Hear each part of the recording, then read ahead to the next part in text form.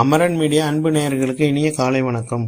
முதலாவதாக குவைத்தோட தினார் ரேட்டை பார்த்தலாம். ஒரு தினார் இந்தியாவின் மதிப்பு 279 ரூபாயாகவும் ஒரு தினார் இலங்கையின் மதிப்பு 971 ரூபாயாகவும் உள்ளது. இது அல்முல்லா எக்ஸ்சேஞ்சோட ஆன்லைன் ரேட் ஆகும். அடுத்தபடியாக தங்கத்தோட விலையை பார்த்தலாம். 1 கிராம் 24 கேரட் தூய தங்கத்தின் விலை 33 தினார் 325 ஃபீல்ஸ் ஆகவும் 1 கிராம் 22 கேரட் தூய தங்கத்தின் விலை 30 தினார் 559 ஃபீல்ஸ் ஆகவும் 1 கிராம் 21 கேரட் தூய தங்கத்தின் விலை 29 தினார் 159 ஃபீல்ஸ் ஆகவும் 1 கிராம் 18 கேரட் தூய தங்கத்தின் விலை 25 தினார் 994 ஃபீல்ஸ் ஆகவும் உள்ளது.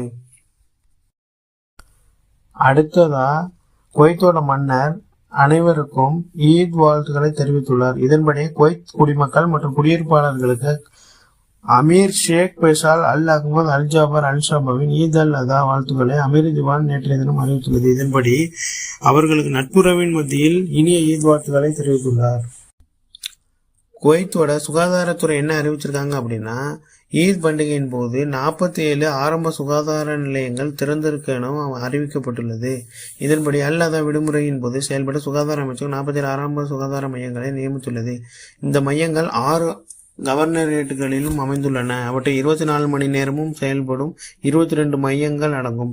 தலைநகர் சுகாதார மாவட்டத்தில் விடுமுறையின் போது 6 மையங்கள் செயல்படும் எனவும் சுகாதார அமைச்சகம் அறிவித்துள்ளது. இதில் 24 மணி நேர மையங்கள் அடங்கும். அல் துனாயன் அல் கானி மையம், மிர்சா அல் ஹக்காகி மையம், ஹமாத் அல் சக்ர் மையம் மற்றும் ஜாபர் சுகாதார மையம் 2 மையங்கள் காலை 7 மணி முதல் நள்ளிரவு 12 மணி வரை செயல்படும். முனிரா அல் ஐயத் சுகாதார மையம் மற்றும் அப்துல்லா அல் ஹாதி மையம் ஹவாலி ஆளுநரத்தில் விடுமுறையின் போது செயல்படும். 6 கவர்னர்கள் சுகாதார அமைச்சகம் நியமித்துள்ளது. ருமைதியா, சபா சலீம், சால்மியா, சால்வா, மேற்கு ஹவாலி மற்றும் முகமது ஹைதர் இவற்றில் 4 மையங்கள் 24 மணி நேரம் செயல்படும் எனவும் 2 காலை 7 மணி முதல் நள்ளிரவு 12 மணி வரையும் திறந்திருக்கும் எனவும் அறிவிக்கப்பட்டுள்ளது. பர்வானியா கவர்னரேட்டில் 9 மையங்கள் நியமிக்கப்பட்டுள்ளன. அவற்றில் 24 மணி நேரமும் 3 காலை 7 மணி முதல் நள்ளிரவு 12 மணி வரை திறந்திருக்கும் எனவும் அகமதி கவர்னரேட்டில் 14 மையங்களையும் இது நியமித்துள்ளது. இவை அனைத்து விடுமுறை நாட்களிலும் 24 மணி நேரமும் செயல்படும். முபாரக் அல் கபீர் கவர்னரேட்டில் அமைச்சகம் 5 மையங்களை நியமித்துள்ளது. அவற்றில் 3 24 மணி நேரமும் 2 காலை 7 மணி முதல் இரவு 12 மணி வரை திறந்திருக்கும் எனவும் ஜகாரா கவர்னரேட்டில் விடுமுறை நாட்களில் 7 மையங்கள் செயல்படும். அதில் 5 மையங்கள் ஒரு நாளைக்கு 24 மணி நேரமும் செயல்படும். தெற்கு சுலேபியா மையம் காலை 7 மணி முதல் நள்ளிரவு 12 மணி வரை செயல்படும் மற்றும் கபாத் மையம் 8 மணி முதல் இரவு 8 மணி வரை செயல்படும் எனவும் சுகாதாரத்துறையால் அறிவிக்கப்பட்டுள்ளது. அடுத்ததா குவைத்தில் எண்ணெய் தொழிலாளர்களுக்கான ஊக்கத்தொகை மாத நடுப்பகுதியில் வழங்கப்படும் எனவும் கேபிசி குவைத் பெட்ரோல் கார்ப்பரேஷன் தலைமையகம் அறிவித்துள்ளது. இதன்படி குவைத் பெட்ரோலிய கழகத்தின் துணை நிறுவனங்கள் துணை தலைமை நிர்வாக அதிகாரிகளின் நியமனம், பதவி உயர்வுகள் மற்றும் தலைமை சுழற்சிகள் உள்ளிட்ட தலைமை மாற்றங்களுக்கு உட்பட்டுள்ளன. குவைத் தேசிய பெட்ரோலிய நிறுவனம் மற்றும் குவைத் ஒருங்கிணைத்த பெட்ரோலிய தொழில்கள் நிறுவனம் ஆகியவற்றின் தலைமை நிர்வாக அதிகாரி வாதா அல் காதிப் இன் அல் சோர் சுத்திகரிப்பு நிலையத்தின் துணை தலைமை நிர்வாக அதிகாரியாக ஃபஹத் சாத் அல் முதைரியும் கேஎன்பிசியின் எரிபொருள் விநியோக நடவடிக்கைகளின் துணை தலைமை நிர்வாக அதிகாரியாக அலி அல் அஜ்மியையும் நியமித்தார். அடுத்ததா குவைத்தோட கல்வி அமைச்சகம் என்ன தெரிவிச்சிருக்காங்க அப்படின்னா, குவைத் பல்கலைக்கழகத்தில் சேர்க்கைக்கான இறுதி காலம் இப்போது திறக்கப்பட்டுள்ளதாக, அதன் கடைசி தேதி ஜூன் 13 ஆகும் என அறிவிக்கப்பட்டுள்ளது. குவைத் பல்கலைக்கழகத்தில் சேர்க்கை மற்றும் பதிப்பீடாதிபதி 2024 மற்றும் 2025க்கான கோடைக்கால செமஸ்டருக்கான 3வது சேர்க்கை காலகட்டத்தின் தொடக்கத்தை அறிவித்துள்ளது. இந்த காலம் அனைத்து மாணவர் குழுக்களுக்கும் திறந்திருக்கும் எனவும் ஜூன் 13 வெள்ளிக்கிழமை வரை இது தொடரும் எனவும் அறிவிக்கப்பட்டுள்ளது.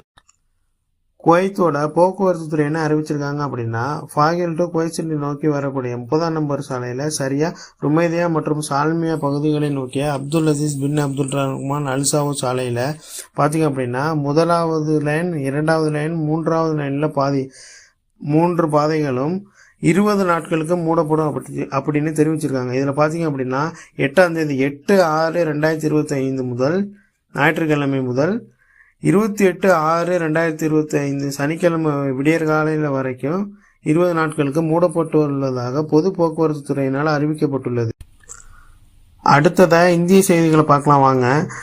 டோனியோட சாதனையை முறியடித்த சுமன் கில், அதாவது டெஸ்ட் போட்டு வரலாற்றிலேயே 2000ஆம் ஆண்டுக்கு பிறகு சிறு வயதிலேயே இந்திய டெஸ்ட் அணியின் கேப்டனாக பொறுப்பேற்றுள்ளார். இவரோட வயசு பார்த்தீங்கன்னா 25. இதற்கு முன் தனது 26வது வயதில் டெஸ்ட் அணியின் கேப்டனாக MS தோனி பொறுப்பேற்றிருந்தார் என்பது குறிப்பிடத்தக்கது. அடுத்ததா ரிசர்வ் பேங்க் என்ன அறிவிச்சிருக்காங்க அப்படின்னா, அனைத்து ATMகளிலும் 100 ரூபாய் நோட்டு மற்றும் 200 ரூபாய் நோட்டு கட்டாயமாக இருக்க வேண்டும் என அனைத்து வங்கிகளுக்கும் ரிசர்வ் வங்கி உத்தரவை பிறப்பித்துள்ளது. அடுத்ததா பார்த்தோம் அப்படின்னா, தக் லைஃப் திரைப்படம் இணையத்தில் வெளியிட உயர்நீதிமன்றம் தடை விதித்திருந்ததை அடுத்து தக் லைஃப் திரைப்படம் இணையத்தில் வெளியானதால் அப்படக்குழுவினர் அதிர்ச்சி அடைந்துள்ளதாக தெரிவிக்கப்பட்டுள்ளது. அடுத்ததாக பார்த்தோம் அப்படின்னா, உலகளாவிய ரீதியில் கொரோனா தொற்று அதிகமாக கொண்டிருக்கிற நிலைமையில் இந்தியாவிலும் 4866 பேருக்கு கொரோனா தொற்று உறுதி செய்யப்பட்டுள்ளது. மேலும் தமிழகத்திலும் 213 பேருக்கு கொரோனா தொற்று ஏற்பட்டுள்ளதாக மத்திய சுகாதாரத்துறை அமைச்சகம் அறிவித்துள்ளது. அடுத்ததாக பார்த்தோம் அப்படின்னா, அமெரிக்க ஜனாதிபதி டொனால்டு ட்ரம்ப் 12 நாடுகளின் குடிமக்கள் அமெரிக்காவில் நுழைவதை விரிவான தடையை விதித்தார். மேலும் 7 நாடுகளில் இருந்து பயணம் செய்பவருக்கு பகுதியளவு கட்டுப்பாடுகளையும் விதித்தார். இந்த முடிவு பரவலான சர்ச்சையை தூண்டியது மற்றும் அடுத்த வாரம் திங்கட்கிழமை முதல் நடைமுறைக்கு வரும் எனவும் அதிகாரப்பூர்வமாக அறிவிக்கப்பட்டுள்ளது. அமெரிக்க அதிபர் டொனால்டு ட்ரம்ப் லிபியா, சூடான் மற்றும் ஏமன் உள்ளிட்ட 12 நாடுகளின் குடிமக்கள் அமெரிக்காவிற்குள் நுழைவதை தடை செய்துள்ளார். மேலும் 7 நாடுகளின் குடிமக்கள் மீது பகுதி கட்டுப்பாடுகளை விதித்துள்ளார். இது வெளிநாட்டு அரசாங்கங்களின் ஒத்துழைப்பை உறுதி செய்வதற்கும் குடியேற்ற சட்டங்களை அமல்படுத்துவதற்கும் பிற முக்கிய வெளியுறவு கொள்கை, தேசிய பாதுகாப்பு மற்றும் பயங்கரவாத எதிர்ப்பு நோக்கங்களை அடங்குவதற்காகும்.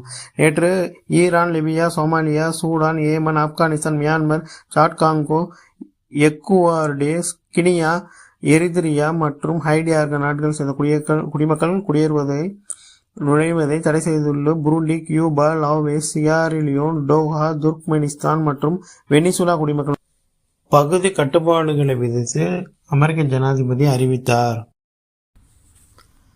கடைசி வரைக்கும் பார்த்த அனைவருக்குமே மிக்க நன்றி. உங்கள் நண்பர்கள் அனைவருக்கும் ஷேர் பண்ணுங்கள், லைக் பண்ணுங்கள், கமெண்ட் பண்ணுங்கள், மறக்காமல் சப்ஸ்கிரைப் பண்ணிடுங்க.